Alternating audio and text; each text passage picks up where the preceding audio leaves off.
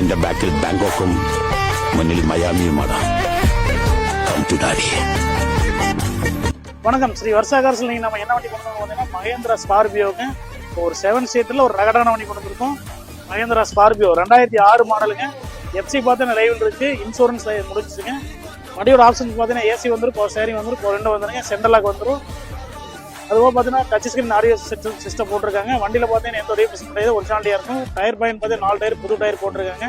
மார்க்கெட்டில் பார்த்தீங்கன்னா 3.25 வச்சிருக்கிற வண்டி இந்த குவாலிட்டியான கண்டிஷனில் நம்ம வருஷா காசில் கேட்கக்கூடிய விலை பார்த்தீங்கன்னா வெறும் 3,45,000 தான்.